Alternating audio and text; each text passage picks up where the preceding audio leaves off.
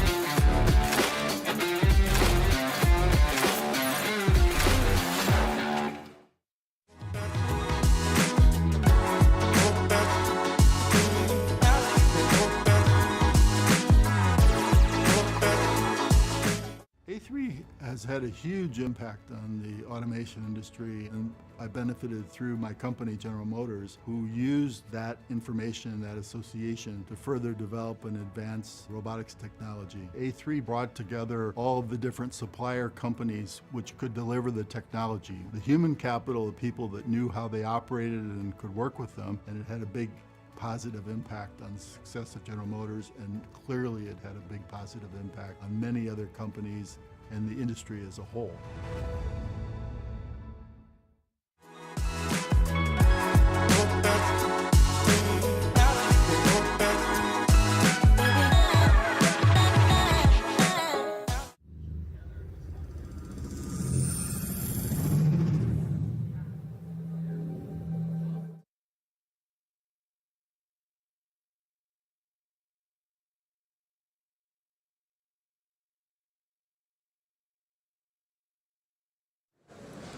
Good morning and welcome back to Automate Live. We are here at Automate 2024 in Chicago at McCormick Place.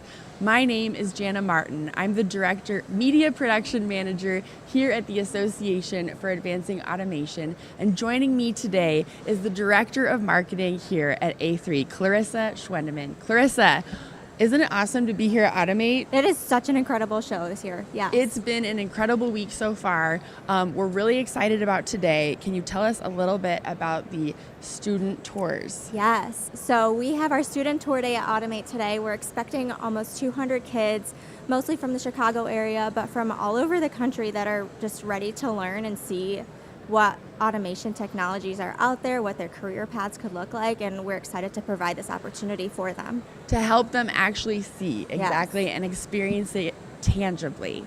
It's going to be a full day here at Automate Live.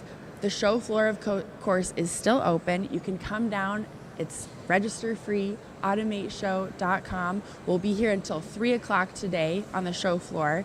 Coming up on live, we've got NVIDIA, AMD, last night's Engelberger Award winner will be here. And Clarissa, I know you know Joe Gemma a little bit. How great was that to see him? That was such a well-deserved award, and it was really nice to see Joe being celebrated as well as he was yesterday. Yeah, it's been an incredible week all around. We are so excited for you to be here today for our full day of content. There's more AMR demos, there's more conference sessions. Like I said, the exhibitors are here and they want to see you. So come on down to Automate. You can follow us on social media. Don't forget at Automate Show everywhere and automateshow.com, of course, for all of the details. And with that, we'll be right back here on the desk with the automation ladies coming up next.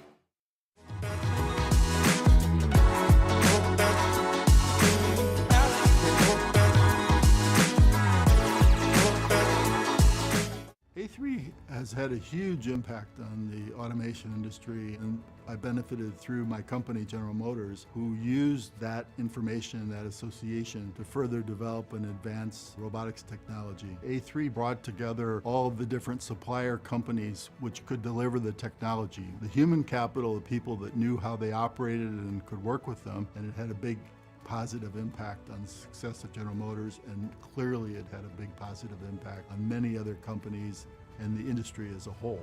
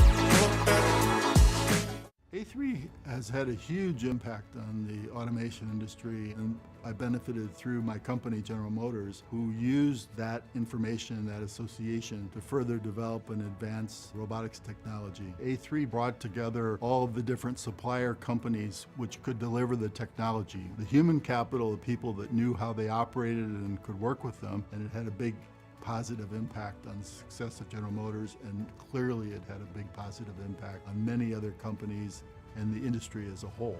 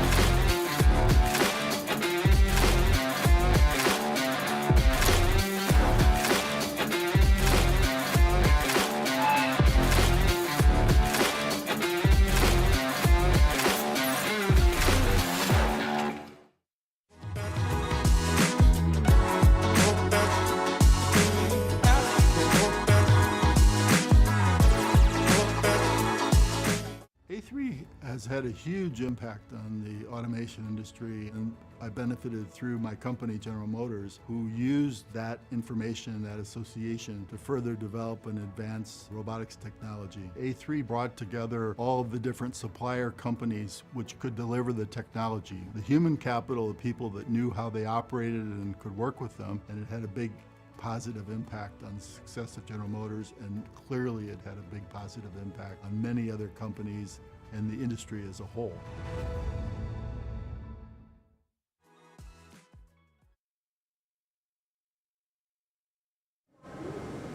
Hello and welcome to another segment of Automate Live, this time hosted by the Automation Ladies.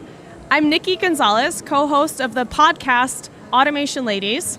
And I have a couple of co-hosts with me here as well. I'll let them introduce themselves, but Courtney and Allie. Little bit of information if you haven't seen us before. We are an industry podcast run by ladies, but not only for ladies, so don't let the name confuse you. The inspiration is actually a podcast about The Office called Office Ladies. If you're familiar with the show, the fun workplace comedy show, The Office.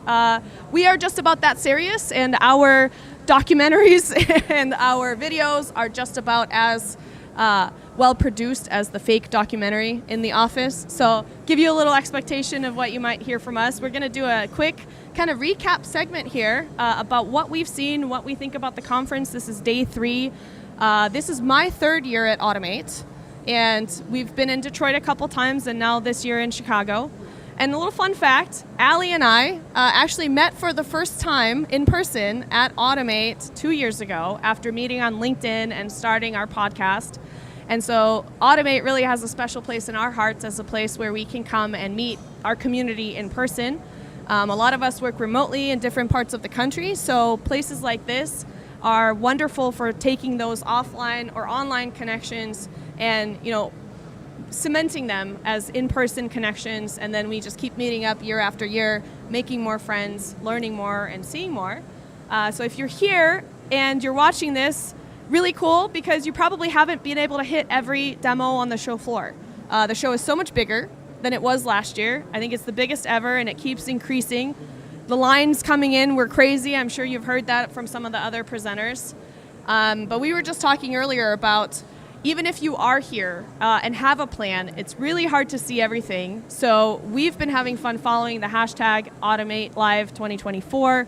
I really don't know if that's the official one, but hopefully it's at least close.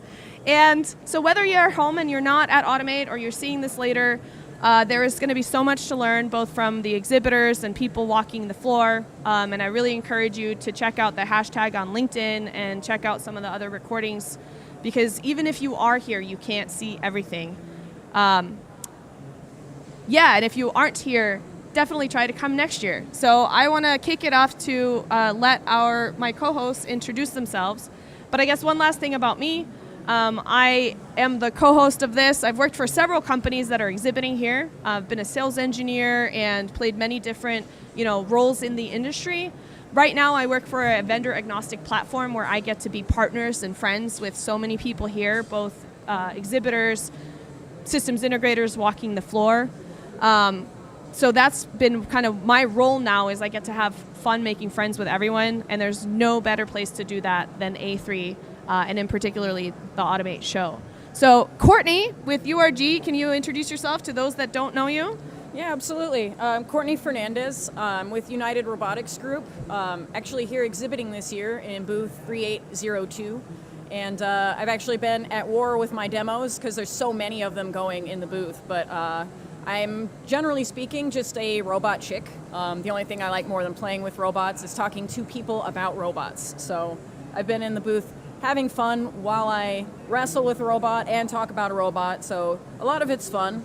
And I get the FOMO, because if I'm in the booth wrestling with robots, then I'm not walking the show seeing all the other robots. And from what I hear, there's a lot of cool demos out there this year. I've gotten to walk 15-minute, 20-minute chunks. And unfortunately, you don't get very far on those little chunks, because you run into one person and you catch up for a minute and you got to turn around and run back. So I did actually get to see one really cool demo in the OLIS booth. And I feel really bad because I'm trying to pull the booth number out of my head right now, and I just cannot. But there is a very cool directions feature actually on the Automate app, which I don't know if they had that before, but now that we're in a bigger space, you can actually type in where you're at and where you're trying to go, and it will tell you on the show floor where that booth is and how to get there. So any of the names that we throw out today during the stream, if you're here on the floor and you want to try to find them, we probably won't remember the booth numbers, but you can just look them up in the app and it'll tell you exactly where to go and how to get there. Yeah, exactly. But in the OLIS booth, they're doing a remote monitoring and teleop demonstration with a retrofitted arcade cabinet. Ooh. And you're using joysticks to control a robot in another location. And you're basically playing one of those old arcade games where you're trying to move in the metal maze without touching the sides, moving cool. a metal rod through a maze. So you're watching on camera live this robot that you're controlling from however many miles away. I had to wait in line for it, so I ran off, but I really felt like a strong desire to participate in that demo. I love interactive demos. So there's a lot of things that you can see here. You can watch it run. And of course, not all industrial automation is safe enough to have interaction, so it has to be guarded and all of that.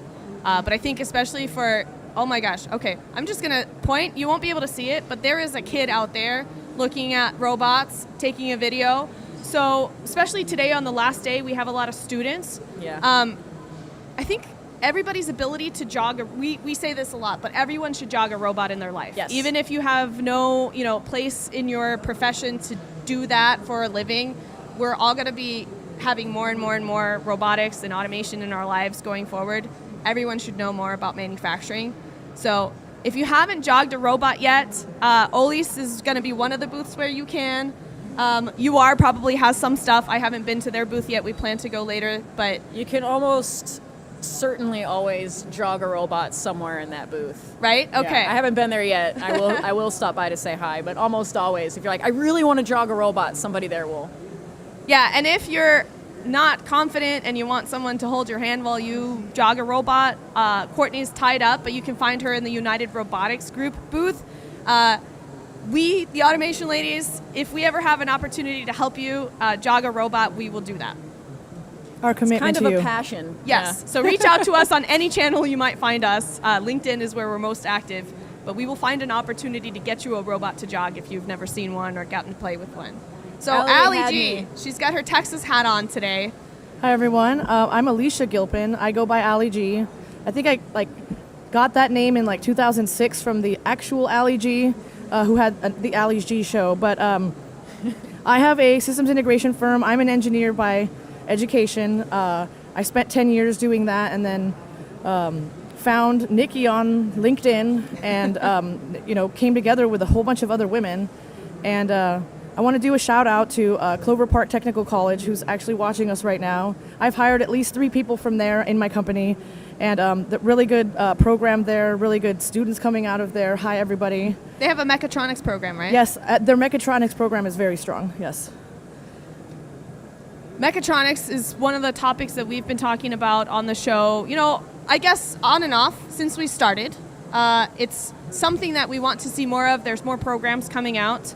But this kind of integrated discipline, it wasn't that popular up until recently. I think it's gained more ground in the US as companies like Festo Didactic and ABB and Siemens have been supporting a lot of education, trying to get our industrial stuff into schools, which can be hard. Budgets and just, getting the attention of educators about industrial automation and how great of a career path that is.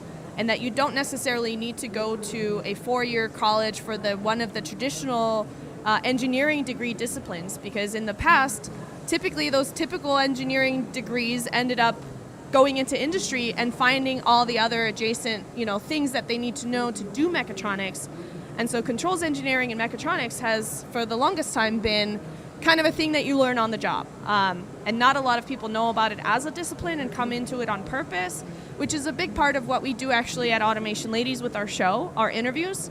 We want to try to showcase different career opportunities, different roles in the manufacturing and industrial automation industry, and how people can get into it. So we hear people's stories, and up until recently, and a few of our younger guests, everybody's is somehow accidental. Oh, I happened to be in this place and I didn't expect it, or somebody came into their life that taught them about this. And we are really excited to hear from more younger engineers that they actually went to school for mechatronics and are doing this on purpose, because finding it by chance is not sustainable. No, and we I need to think grow. it just leaves so many people out of what I think is the coolest thing that is possible to do in the world today. It's high tech now. It's software, it's AI, it's robotics, as well as traditional, technologies like pneumatics and hydraulics and electric motion, and mechatronics and industrial automation brings all of that together. I can't think of a better thing that would be like an adult's playground than this type of technology.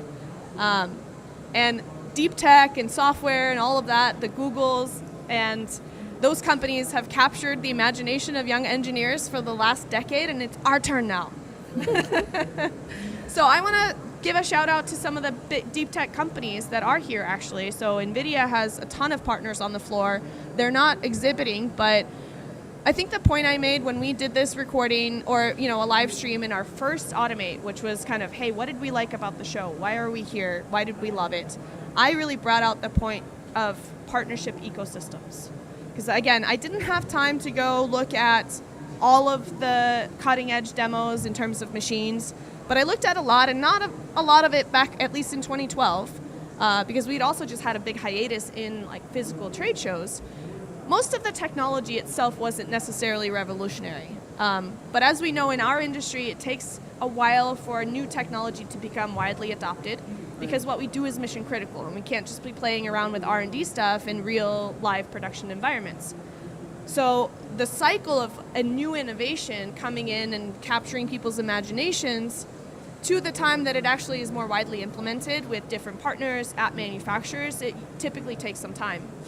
So the thing I noticed or felt different to me about trade shows and Automate in particular in 2022 was this partner collaboration environment where we saw UR is a great example of this, and they have another game because they probably have way more partners even this year. They have a scavenger hunt game, like go find all the booths where URs exist, I think. But that type of collaboration, we saw, that's where we met Olis for the first time. They were collaborating on a booth with the small integrator, our friend Brennan Duger from Blue Collar Automation. We felt this huge sense of like more camaraderie in the industry, more partnerships happening, more cross-pollination of ideas, applications, innovations. And that trend, I think, has just continued. Last year, we saw even more of that. And then this year, we're seeing traditional tech players coming in, instead of having maybe their own booth and saying, hey, we know everything about all the things you haven't solved. And I've talked to some VC firms and companies that come out of the deep tech space, and they're like, oh, manufacturing is a great place for this because they just haven't thought of it before. And I was like, well, not necessarily. There's a lot about our industry that is very specific to our industry. And it really, the devil is in the details, the nuts and bolts. When you integrate a system together to make it work for the type of uptime that we need, the critical infrastructure that we support, it's different than a software that, you can break, with a new update, or you fail forward, fail fast. That sort of attitude doesn't always work in our industry. So for me, one of the top things that I've seen at this show is just more of these players coming in and saying, hey, we have tech that we think you can use, but we respect that you know how to use it better than we do. And so these great collaborations between traditional machine builders or the robot manufacturers and systems integrators coming together and saying, you know what, we're not the AI experts, but if you give us the building blocks and you make sure that these things start to talk to each other, and we're seeing that as well with PLC companies, more open collaboration on different platforms. That sort of feeling is what I'm getting from this whole show. And I've loved all of the partner content that we see here. It's not just one company shouting that we're the best, but it's the whole industry coming together to say we can actually accelerate the adoption cycles of automation. The keynote this morning by Wendy Tan, the CEO of Intrinsic, they did a project, or one of their customers 4 years ago did not have a lot of automation in a plant. It was mostly manual. And now they have AI-assisted automation doing a lot of things. And I think because they're a big company, they're at the forefront, they're willing to invest in this. 4 years from a traditional plant to an Industry 4.0 type plant is a much faster timeline than what we've seen in the past. And I think we're all kind of really tired of talking about the buzzwords because it takes so long for them to become practical realities. And I think now that is much shorter time frame, and the next few years will be really exciting to watch in terms of how quickly we can actually start to see these cool technologies that are in the works actually being implemented, and then hopefully shared with everyone. We've been plagued by these NDAs, and of course we still have to, recognize that there are industry secrets and competitive advantages, but I'm seeing everyone being a little bit more open to and willing, and recognize that sharing content outside of, just our immediate little group is actually helpful to everyone. Do you guys have any thoughts on this? And do you have any favorite partners that you've seen or technologies? Well, yeah, speaking of sharing, I want to make an open invitation. So there's 2,000 high school students at Clover Park Technical College that are watching us right now. And this is an open invitation to come into our industry. We really need you. And just to talk a little bit about like why automation. There's so much glory to be had, and I just don't know even where to start. But like once you use other people's technology and solve, your customers' problems, and even if you called in and to fix things, like first you learn how to design things, then you learn how to just find the problems. And sometimes you'll come in and people will have been working and this is like high stress stuff because money's being lost, and you'll come in and you'll help these people that are working the plant. And to be able to do that is just a glory that I cannot explain. And so that's really the end all goal for at least me. And that's why I was hooked for life, and I will never leave this industry because there's so much we can contribute once we figure out what we're doing. And it takes a while. Nobody knows what they're doing in the beginning. And if they say that, they're lying.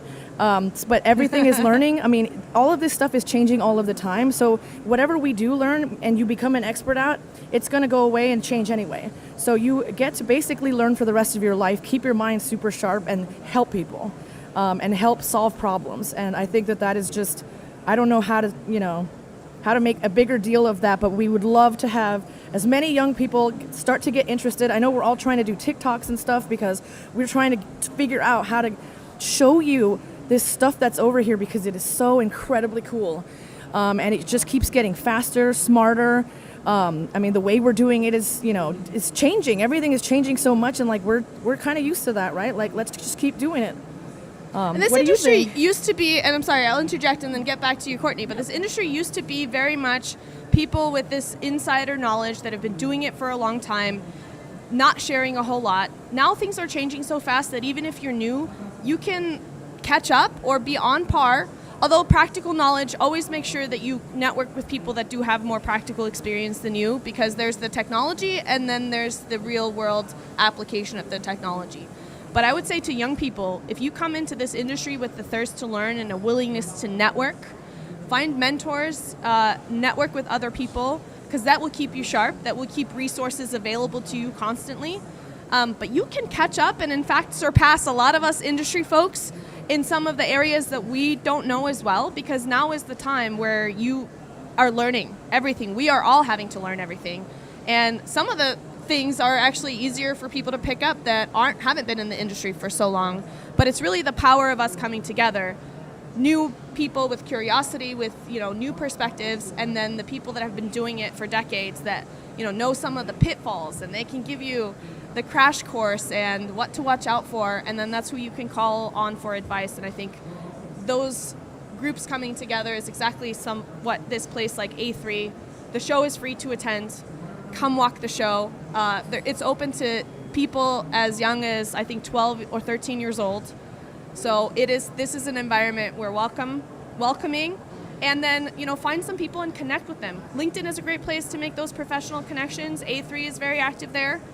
And because you can't learn everything from watching the demos. When you know people to call, when you can take those personal recommendations, that's one of the biggest values of coming to a conference like this. Do not neglect making those real personal connections and networking in addition to seeing all the cool tech. So I think we're almost up on time.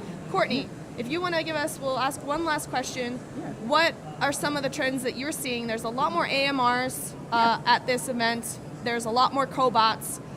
What do you see as any kind of innovation, or what's the next step for people implementing those technologies? So for implementing AMR technologies now, I see a lot of companies considering moving like bulk goods at this point, or saving their people's backs mostly. Or I've had points where I've checked my pedometer and seen how many miles I put in when I was working for an OEM at a factory. I'm like, dang, I put in 6 miles today, and I could have been doing other stuff. So there's a lot of consideration, and if you just got to literally move parts from way over here to way over there, people thinking about mobile manipulators and filling up a basket and driving it over to a new location.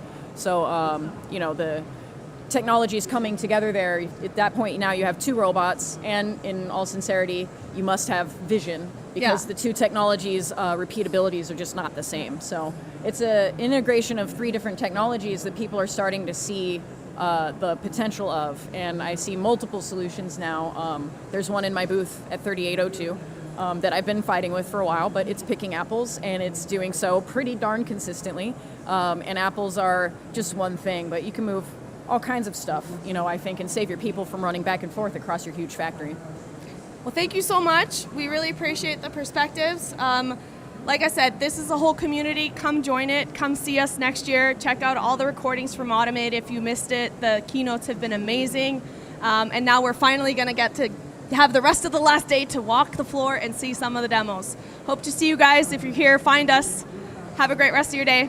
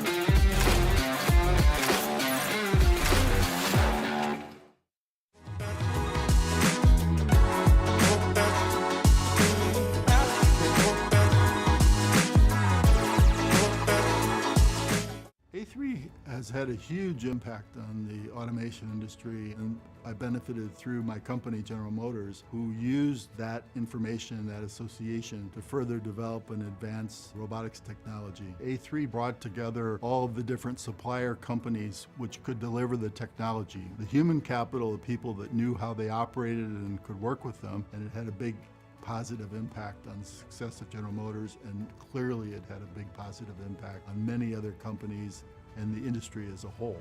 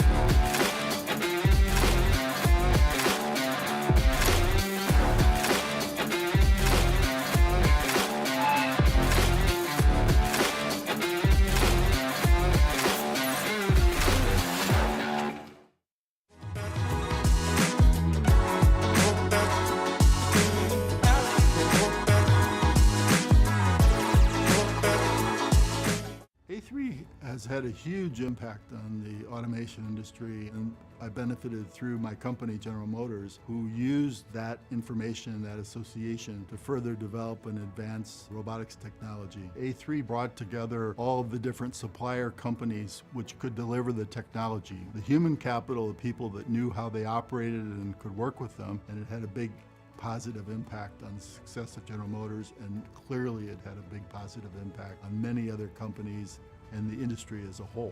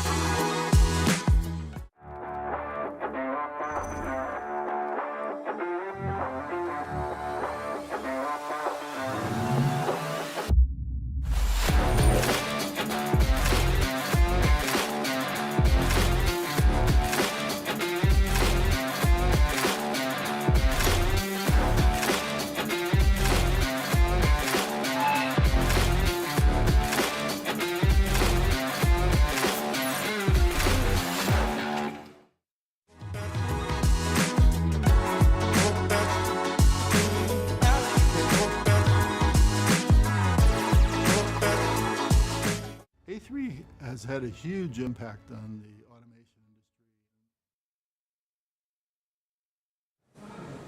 All right, welcome everyone. It is day 4 of Automate, and we are here at Automate Live, wrapping the rest of the trade show up. I'm Jake Hall, the Manufacturing Millennial, with, of course, my co-host, Chris Lukey from Manufacturing Happy Hour. Today, we're going to have a great conversation on what is AI doing in the industry? What is AI going to be doing to leverage the skill gaps? How do engineers leverage AI to make their life easier, working alongside AI every day for tasks? And there's no better person to discuss that conversation with us than Kent Anderson. You're the co-founder and CEO of Composable. Kent, how you doing today? I'm doing awesome. It's been a great show. It's been a really great show so far. Fantastic. You've been talking about all the different sessions that you're having. People are in standing room only. You're bringing in chairs, which is great because it shows that AI isn't just a buzzword. People want to know how they can actually apply it to make their lives easier. So let's dive into Who's Composable. You guys recently just wrapped up 2 days ago over $4.25 million sitting on. So first of all, congratulations Thanks on a lot. that.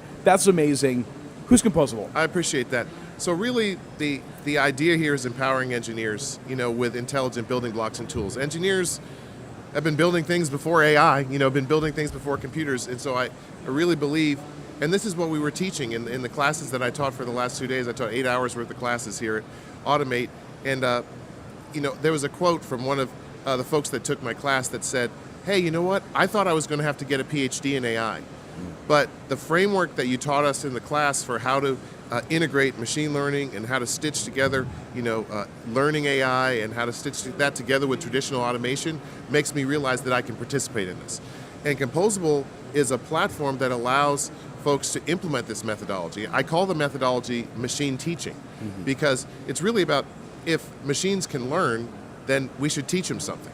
And the great thing about teaching is teaching's a lot more accessible than low-level programming, where you might need, to get a 4-year computer science degree, a master's or a PhD in AI, but learning to teach a machine, what you really need is expertise.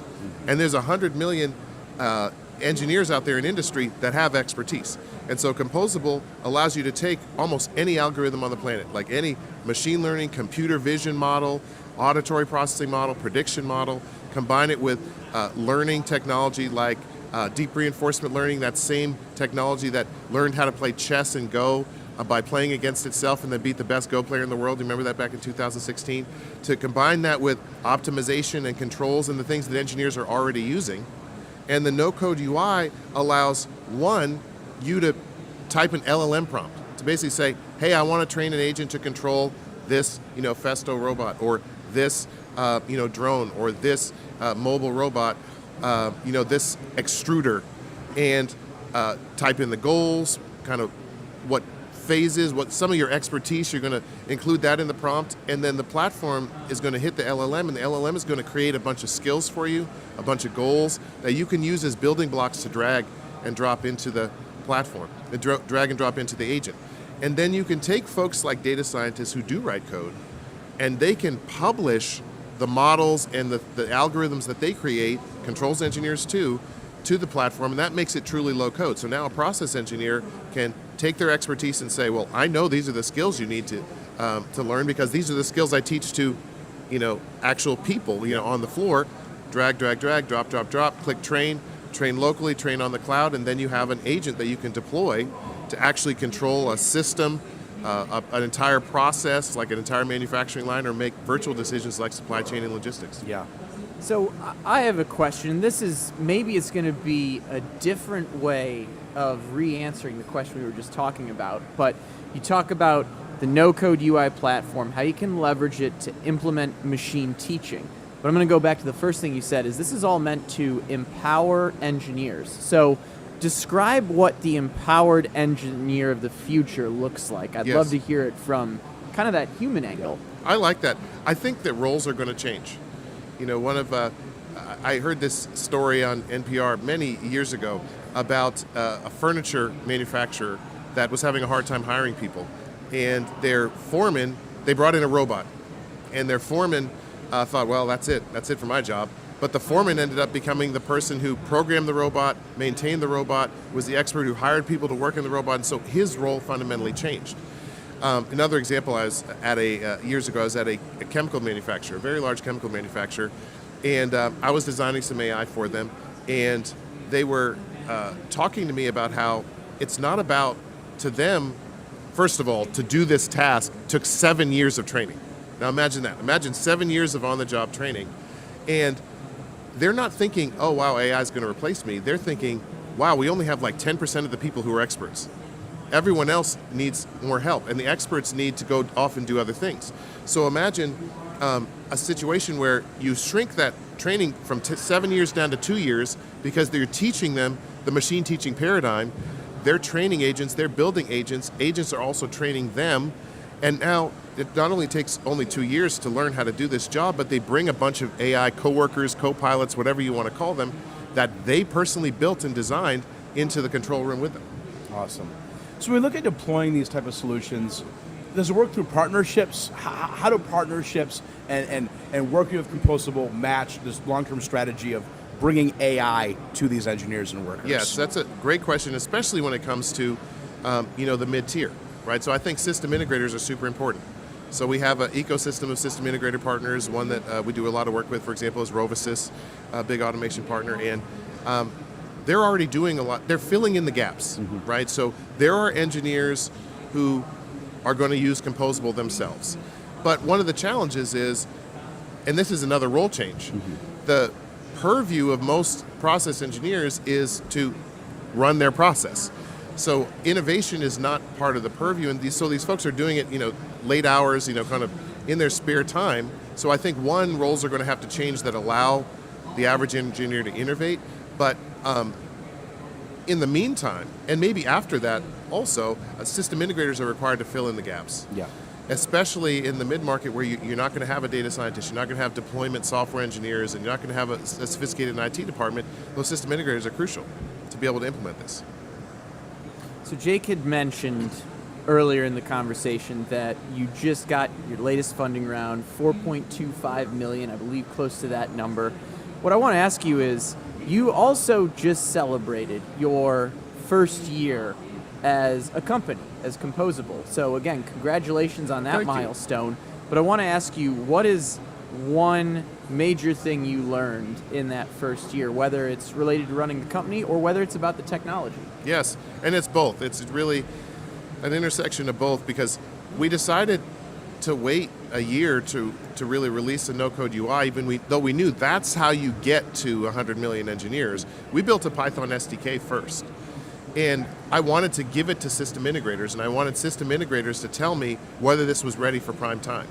And I remember last year, this is before we signed our first 2 Fortune 500 customers, and system integrators were telling me, I love this. And I was like, well, what do you love about it? There's not even a UI to it. They were like, I love the fact that it's modular, the fact that I can incorporate anything I'm building, anything I'm doing into these agents, and it's not this black box, it's not this off-the-shelf solution. It's something that I can actually infuse with my expertise and customize to my customers. So you gave a great example of the foreman who thought his job was going to be replaced. He learned out that, hey, my role is changing. Yes. And I think that has a lot to do with the culture and the mindset of thinking. So what in our industry either needs to change culturally in order for people to look at this technology not as a hindrance, not as a replacement, but as a tool? Or can you give us an example of how there is a great culture at a company that you have worked with? Yes. And why that embraces so well? So what an insightful question. So in a word, I'd say silos. So, over the last 7 years, I've, designed about 200 of these, autonomous AI systems for lots of different companies. And no matter what company I go into, I usually work with the top tier manufacturers, and there's these silos. And I say, well, okay, what's the goal? And they say throughput. And I say, that's not the goal at all times. And they say, oh, well, yeah, the efficiency folks work in this different department. And of course, there's the classic IT and the OT. And then there's IT, OT, and then the innovation departments. And I think the silos are going to have to be broken down, in order for us to, really get this done as far as this kind of change. I mean, the real threat is some of the most high-value skills in these manufacturing and logistics processes could go extinct because of the folks that are retiring, and an intelligent autonomous agent is something that could actually store this expertise and become a colleague, but also become a database, for these skills. But in order to do that, you have to break down, the barriers, frankly, between, IT and OT. And I've seen quite a few companies do it well. The companies that I see doing it well, they're forming these tiger teams. Like Eaton is a good example. They're not one of my clients, but I learn a lot for them. And they have this kind of SEAL team of folks from all sorts of disciplines. Some are from IT, some are from OT, some are software engineers, some are mechanical engineers, and they're responsible for solving the industry's problems. Yeah. The other thing I really like that Eaton does is what they're doing with their lighthouse plants. So they have 200 plants, and this is some things that they've talked about in the press, but they have a certain amount of lighthouse plants that are there's like a contract where you get special privileges, you get special funding as a lighthouse plant, but you're also responsible for adopting the technology. Yeah. The last thing that I'll say is really respecting the subject matter expert. I think the tech industry, and I've worked in the tech industry for a very long time, has disrespected, condescended to, and really misunderstood subject matter experts. And if you don't include them in every step of the process, well, then of course they're going to, resist when you try to adopt these technologies. Yeah. One question I have as I'm thinking about the journey here, we talk a lot about, especially in these conversations, especially in Automate, how there's a skills gap, how we're, addressing the workforce shortage. And one thing I like to ask folks is, what is your unique perspective on empowering the workforce shortage, filling the skills gap? What would you say your perspective, and maybe Composable's perspective, on addressing the workforce issues we're seeing right now? It is my perspective and Composable's perspective that companies should be thinking about developing a database of skills. So, Max Petrie, he used to run R&D snack foods at PepsiCo, and I had designed an agent for his team, and it made Cheetos, by the way. It was on an extruder. And he told me that the most valuable asset they have is the skills of their operators. So if every company has some number, a dozen, 50, 100 of these priceless, invaluable skills, then you should really have a database of these skills. And so if you have a kind of cadre of agents, and even better, a set of reusable skills that you can mix and match into agents, then you have this kind of loop. You have this great cycle where the agents are teaching the new operators, the expert operators are teaching the agents, and everyone's working together kind of like colleagues. And it's to me, it's a matrix of human and machine. It's not, the future isn't, robots everywhere. The future isn't, we don't need, intelligent automation. The future is actually, there's a really blurry line where you just go in, you see all these agents and all these humans working together. So we're wrapping up on our last few minutes, so I'm going to steal Chris's constant question, how he always ends his podcast on Manufacturing Happy Hour. I'm going to do a little twist. You do a lot of press conferences. You guys are out there, you're doing a lot of things. What's a question that you wish you were asked more, or you haven't been asked, when it comes to what you want the future of AI to be? Oh, that's interesting. Or the future of your company to be. That was a great spin on that question. Thank you. That's an awesome question. I think the question I wish people would ask me is why AI has been so difficult to adopt. Why has machine learning and AI been so difficult to adopt, and what can we do to fix it? All right. There's the question. And it's really about subject matter expertise, and it's also about back to the tribal kind of warfare. It's all, when you get the silos and you get the tribes, you also get very specific technologies. This one technology is to rule them all. Generative AI is everything. And before that, deep reinforcement learning was everything, and supervised learning, and you can go all the way back to expert systems. It's actually, that's like saying, wrenches are everything, or hammers are everything, or screwdrivers are everything. You actually need all the tools, and you need a methodology for combining those tools together. Awesome. Well, Kent Anderson, co-founder and CEO, we really appreciate it. How do we learn more about what Composable is doing? So you can go down to Composable, COMPOSABL.com. You can sign up for the no-code UI, and you can learn a lot more. Awesome. Well, Chris Lukey from Manufacturing Happy Hour, Jake Hall, the Manufacturing Millennial. Thanks for watching this section. Of course, if you want to learn more, go ahead and check out those links. We'll talk to you guys soon.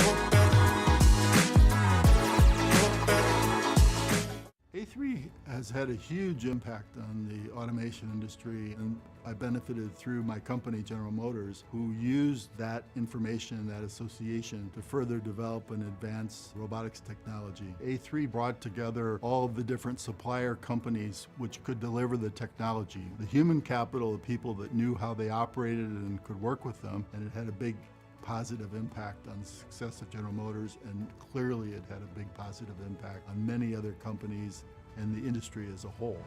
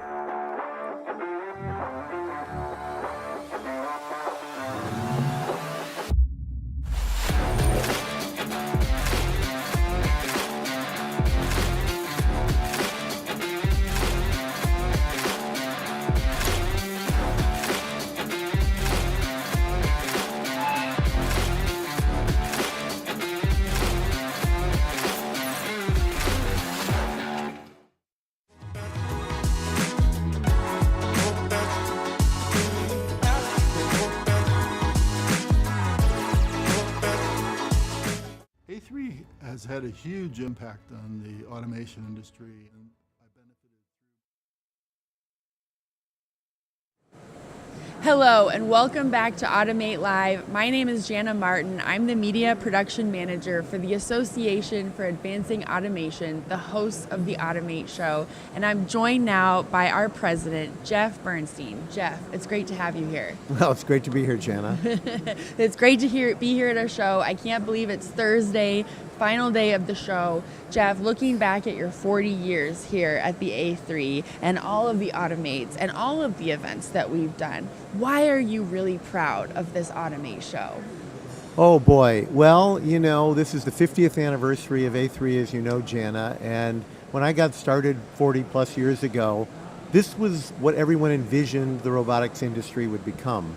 And now it's become so much more than we even envisioned with our record show here this year, the biggest attendance, the most press coverage.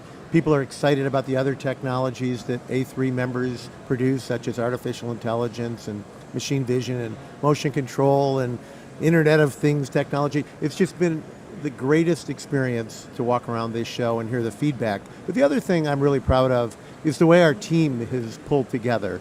And thank you so much for all of your efforts to make this show a success. Thank you, Jeff. I will say, as being a part of the team, the marketing team that works to put this event on, it's humbling. And it's a really proud moment to walk through the doors and see everybody here. Incredible exhibits this year by everyone. Yeah. Everyone really stepped up their game this year. They really did. These booths are so impressive. And there's so much new technology and new companies that I really have enjoyed talking to about what they do and how they feel about the industry and how they feel about Automate, and so many of them have had such glowing things to say. And that's what we keep hearing. It's more new industries, new technologies, new applications. You can find it all here. When you look at the trends in the industry, what role does Automate play in shaping those trends? Automate's critical. I mean, if you think about just the educational topics that we've been talking about here in the theater, we talked about artificial intelligence, we talked about cybersecurity, we talked about humanoid robots, and that's a really hot topic. And of course, we're doing an event on October 7th in Memphis, our first humanoid robot forum. That's right. But this is a great way for companies to learn about these new technologies. The other thing that happens at Automate that's unique, and everyone's been talking about this, is the opportunity to network with other companies who can help them. Not just customers, but partners, integrators, distributors. And these relationships can't be formed any other way than in person. And Automate now is the place to go. And automation is such a world that requires that marriage of the hardware and the software, and everybody needs to be communicating and working well together. When you look at these over 800 exhibitors that are here, do you have any examples of successful partnerships or projects that you've seen originate from the connections made here? Well, I'll talk more broadly about the connections that originate within A3, whether it's this show or other events that we have. But I will give you a specific example that happened at Automate a few years ago. There was a new player with an end effector, a very impressive one, and they were having trouble connecting with at least one of the major robot manufacturers that they wanted to connect to. And so, like this year where we had our opening night party up in the beautiful Vista Ballroom, we were having one that year, and I said, hey, let me go introduce you to the CEO.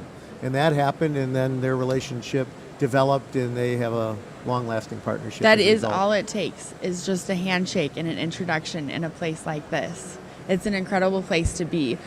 As you mentioned, Automate has increased its focus on education this year. We held a full Educator Day yesterday and even awarded an Educator of the Year. Student Tour Day is today. It's happening right now. Why is this such a key focus for us here at A3? It's a really key focus because what's the biggest problem we have? Not enough skilled labor, not enough people to fill the open jobs we have, not only at our member companies, but at their customers. And it doesn't matter what industry you're talking about. So we have to educate the workforce. We have to make sure they have the skills that our industry needs. And Educator Day, seeing those 150 or 200 educators there was incredible. And they are looking for guidance on what they should be teaching their students. And the fact that they were here and seeing the show and learning about all these technologies, they were really thrilled, and so were we. If you go to the education pavilion, you will see, industry is there with all of this technology and in a way that's accessible for the kids to be able to come up to it and actually touch the pads and kind of, break that scary boundary of like, how does this work, and really open that door for all of them. I briefly mentioned the student tours, as we said. One of the challenges this industry faces is this labor shortage, especially in manufacturing. So yeah, again, we just really want to see more and more students get involved with the education programs that we have here and throughout the year. We do, and having the student tours is really an eye-opener for the kids. Yeah. And when you talk about automation, people get excited. Oh, I get to work with robots. That's why the first robotics program has been so successful. Kids love robots. who doesn't, really? Exactly. And when they get to see them in person, then they get excited, and then they start thinking about, well, where are they used? Manufacturing. Manufacturing with kids has never been something that people aspired to. That was for, their parents and grandparents to work in manufacturing. But when they see that they can actually work with robots, not do the dull, dirty, dangerous jobs, let the robots do that, they get excited about all the opportunities in manufacturing and logistics as well. All right, when you step back and think about all of the automates that you've been a key part of, what is a special, memorable moment for you? Well, there are so many, but probably one of the most special is during the down days. It was 2009. We had a show at Rosemont. After the show, which wasn't very good, remember, this was during the Great Recession, some of our members came to us and said, you have one more chance to fix this event or we can't see supporting it anymore. And what happened as a result of those discussions was we completely reimagined this show. At that time, it had a name like International Robot Vision and Motion Show. And we changed the name to Automate. We relaid out the show so that system integrators were up front and the big robot OEMs were in the back. And this completely changed. Not only did we change those things, but we moved from Rosemont to McCormick Place. We co-located with another show. And it was so successful that Automate became a show that could no longer co-locate with anybody. We had to be on our own. And so when we moved to Detroit in 22, we nearly doubled the size of our show, and same in 23. And now we're back after 5 years on our own in the largest hall here at McCormick Place. This is the big leagues for trade shows. And we've had our record show, which was way more than double, nearly triple of what it was when we left last time. Incredible. It's really been a fun event to be a part of this year. But we're back again next year. We announced last year the Automate is going annual. The next show will be held in Detroit in May 2025. Can you tell us more about why Automate went annual? Well, in the early years, it was an annual show.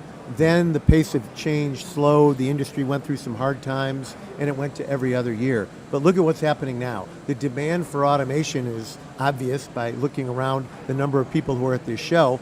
As this demand explodes and as technologies change quickly, artificial intelligence seems to be changing daily, you have to have an annual show. And why shouldn't it be the best show? And Automate, we believe, is the best show. And that's why we're every year. And I think that's a really great development for anybody that wants to automate. Come to the show, you know you can count on it. This is the place to be. Yes.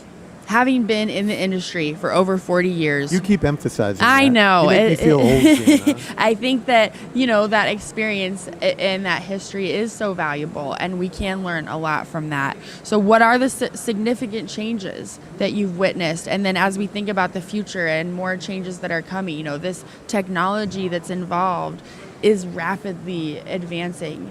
How have you seen that change, and where do you see that going? Well, think about robotics in the early days when it was principally a robot show. They were heavy machines that had to be safeguarded behind fences, kept away from people. And now if you walk this Automate show, I've seen more collaborative robots at this show than I've ever seen in my life. Now, collaborative robots can work safely side by side with people without fencing around them. And so that has been a big change. But how about autonomous mobile robots that are moving around factory floors and warehouses? That's been a change. So now we're talking about humanoid robots, and of course we have at least one humanoid here. The form factors are changing, the capabilities are changing, the artificial intelligence is making the machines smarter, and those have been some of the major changes. And of course, the enabling technologies like machine vision and grasping, seen so many advances in those areas. So it's a really exciting time, the most exciting time in the 40 years that I've been involved. This is it. This is, and we're just getting started. You asked where do I think it's going? This is all accelerating so that we can leave just factories and no longer just for automotive or aerospace or electronics, but agriculture, construction, life sciences, all these industries. In fact, it's hard to think of an industry that isn't looking to automate. And it's not just in the US, it's not just in North America. Of course, we have A3 Mexico. We have a great presence there. We're going to be doing more work in India thanks to the grant that we've received. I mean, how excited are you about the global impact A3 is really having? It's really gratifying to see the impact that we're having, because this technology is spreading throughout the world, and there aren't a lot of associations with the experience that we have, but more importantly, our members have. So when we started A3 Mexico, it was because we believed Mexico is a great opportunity. It's close to the U.S., so-called nearshoring of manufacturing jobs, and somebody needs to educate them about safety and what the new technologies are. And so we've done a good job there so far. It will only get better as a result of this MDCP grant we won from the U.S. Department of Commerce. And as you said, we're going to go to India this year and take some of our member companies there to showcase what's possible. India has a national plan to automate, as do many other countries. And A3 is the world's largest trade association for these technologies, and we want to play a part in educating everyone around the world. And just to touch on one other aspect of our work as an association that advances automation truly, you were on Capitol Hill last week advocating for automation. One of the questions you tend to answer most is about robots taking jobs. Yeah. What advice would you give to professionals worried about automation impacting their jobs? Well, I would say this. The biggest threat to your job is if your company is no longer able to compete. That's when all the jobs are at risk. Companies who've automated are often creating better, safer, and higher paying jobs and keeping their company in business. And as they grow, adding more people. This is a globally competitive world. You really need to take advantage of automation, and even individually learning about these tools and how to take advantage of these generative AI tools. This will make you more valuable in your career. So I really think that automation is paving the way to entirely new jobs that we never even thought could have existed. We've seen that over time. Of course, we also talk about what else we've seen over time. Our chart that shows over 35 years of history that whenever robot sales go up, unemployment goes down. And when robot sales go down, unemployment goes up. During this period from the end of the Great Recession to now, nearly 15 years now, greatest era of explosion of robot adoption in the U.S. ever, unemployment has dropped from nearly 10% to 3.5% to 4%. Sure doesn't sound like a job killer to me. No, that's right, Jeff. Well, thank you so much for being here on Automate Live today. We have more interviews coming up next right after this.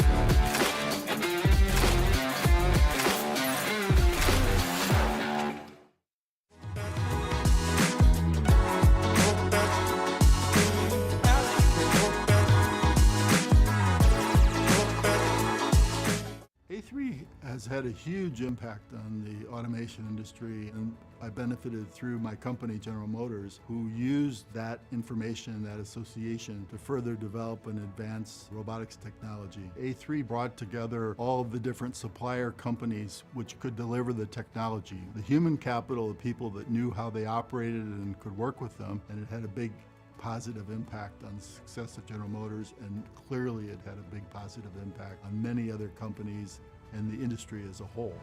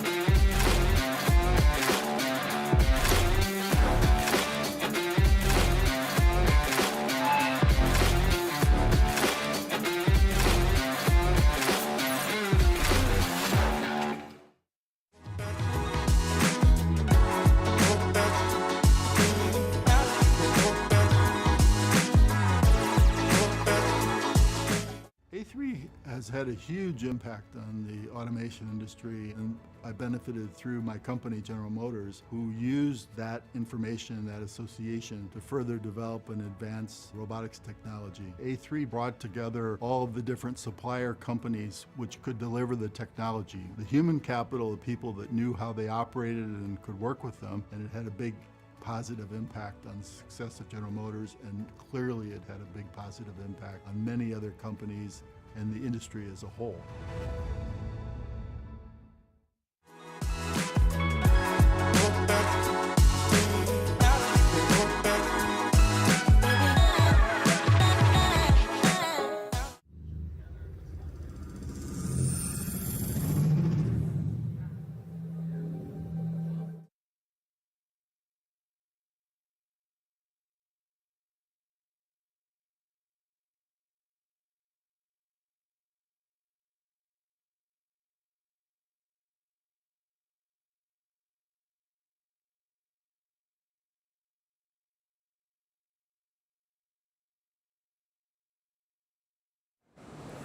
Hi there, welcome back to Automate Live. My name's Jana Martin, Media Production Manager for the Association for Advancing Automation, and joining me now on the desk from NVIDIA is Alvin Clark.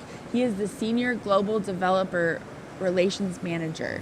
Alvin, thank you for joining me today. Yeah, thank you for having me. We're excited we've been talking all week about AI. I mean, everybody likes to bring it up. And then what we're really trying to dive into, though, is how is this app applicable in industry and manufacturing? And I think you've got some answers for that. So just tell us a little bit about your role in NVIDIA and what you do. Yeah, so NVIDIA, our go-to-market is through our partners. We're really here, as we say, we try to enable the Da Vincis of our time. So we're trying to find everybody that's got those cool ideas in every type of industry, across the board, especially in industrial. I've seen some great things this week. So we try to foster that. Now I'm developer relations manager. That's really who we interact with. And then they turn around and they make those really cool products that make their way out into the market. So we just there to help, and then celebrate success when it happens. So which happens often. Lately we've been lucky and we've been able to celebrate some really great partners here at the show and as well as elsewhere. So it's kind of my, I love it. It's a great role. Go out. All these, from robotics to quality inspection, generative AI, smart spaces, you're working with all these great people with these great ideas, and we're just really saying, they're going like, how can we help? How are we here to enable you? Like, what do you guys need? And then when they knock it out of the park, we're like, we're going to go promote this and tell the world all about it. That's so exciting. You guys do have a lot of really incredible partnerships and collaborations. And so I want to talk a little bit about that. When you're looking at who you want to work with, what kind of makes for a successful collaboration? Yeah, I always look for active collaborations. Transparency is always great. It's a two-way street. It gives the developers a chance to influence our roadmap as to what they need in order to get to the market faster, accelerate it, hit those performance metrics that they want to do. Get that little bit of extra performance, last bit of juice out of the hardware platforms. And then then vice versa, we get to tell them about all the things that we think are coming down the line that they could get them, and then they're able to create. They're like, oh, I think we can then use that, and then it becomes like a really cool, active collaboration. I see myself sort of becoming almost like part of their engineering teams and their product management teams. And then, like I said, and then the best part is then we go out and celebrate the success of this really cool story that the partner was able to put together. So, but it really does take that really close working relationship, and I mean your role. This is what you're dedicated to. That just, I think, illustrates the importance of this. Yeah, I mean, it's AI is everything from hardware up the software stack, and we try to make it easier for everybody to use, right? Whether you're a brand new startup and you've got a PhD in data science or AI versus like someone that's like, hey, I'm a domain expert. I know what to look for. I think AI can get me there. I think it can get me that intelligence. Or, hey, I'm sitting on tons and tons of data.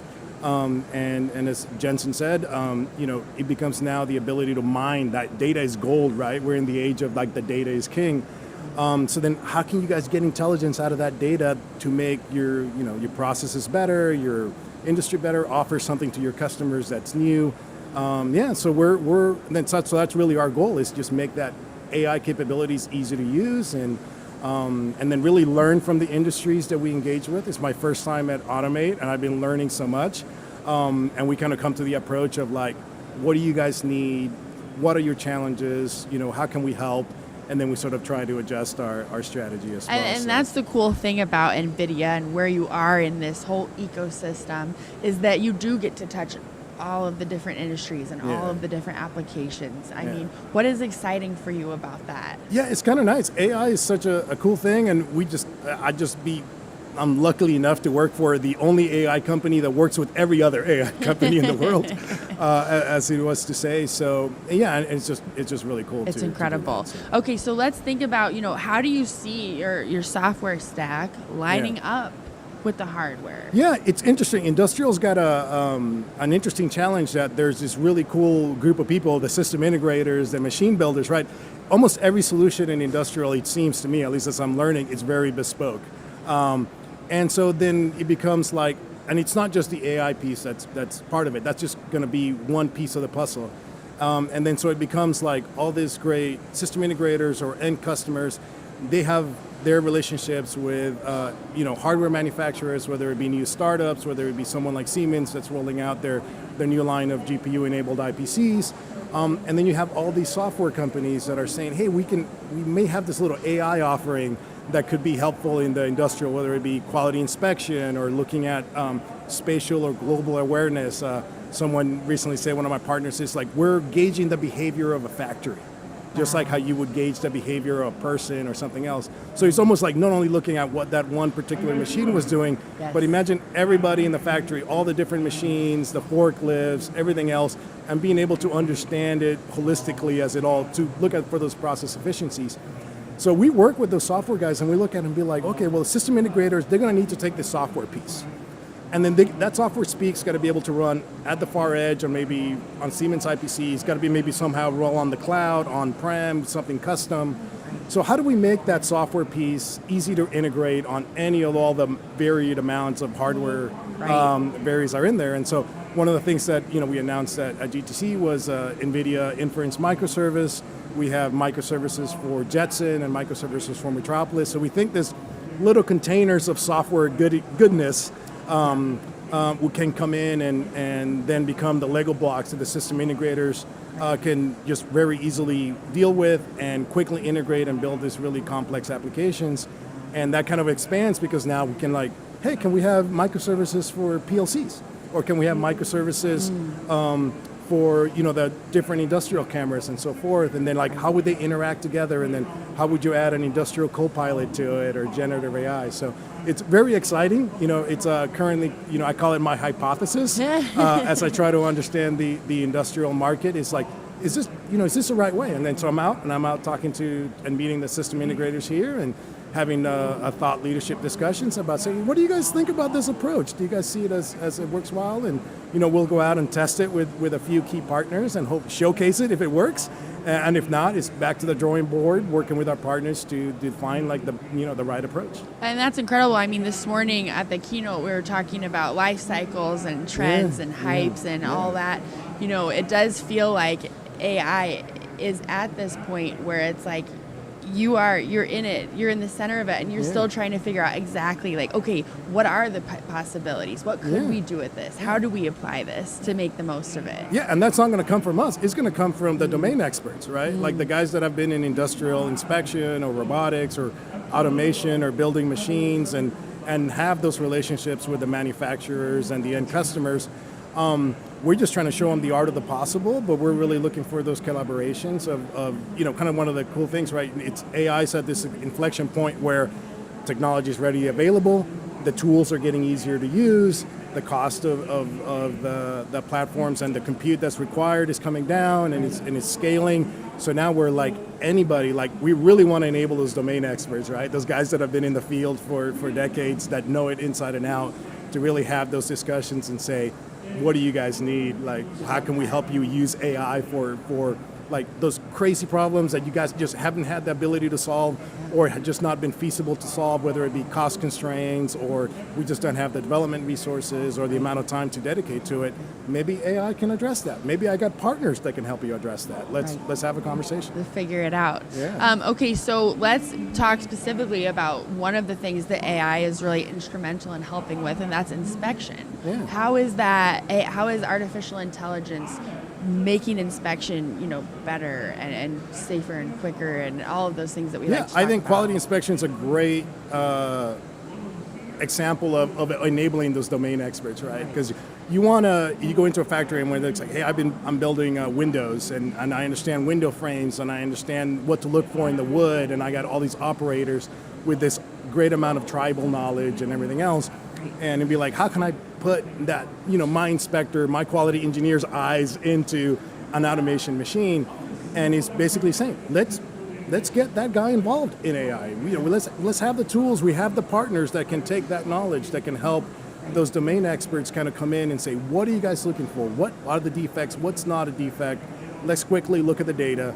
Let's quickly stand something up. And what's great about it is once that infrastructure is there, once the cameras are there, then the model can shift as process shifts, as new models come in line. And then the quality engineers and the operators and all those guys on the line can get more comfortable with collecting that data and then utilizing it, right? So it's great, right? Those end customers have that gold mine, right? They have those nuggets of data. So we're trying to just kind of tie it back. And I think before where it was a little bit more complicated because you had to take that domain expertise and then translate it to a traditional kind of algorithmic, rules-based computer vision. That's a very specific kind of developer, and then sort of then the cost and the barriers to sort of the inertia you have to overcome to get that domain expertise into it kind of may slow down everything down. But then now it's no longer having to do that, right? AI sort of takes that domain expertise, the models do, and then sort of renders it into what it needs. So it's great, and then so now you can do everything where I can look at plants and target specific weeds, so I don't cost as many resources. All those different defects that we're doing, I can false positives now get there, and so my secondary stations can now help bring my processes up to speed and better, and so it's great. Quality goes up, margins go up, right? I mean, that's kind of a great thing, and like that increasing that quality and all these opportunities that we're involved with is kind of like what we see is like the main goal, and it's kind of great being involved in. Yeah, it's very exciting. What applications of AI are you actually most excited about in this manufacturing industrial space? I think one that's kind of coming about, some of our partners have talked about it, like Siemens and else, is like, can we create an industrial co-pilot, like a chat GPT? And what would that look like? How would it be helpful? Is it a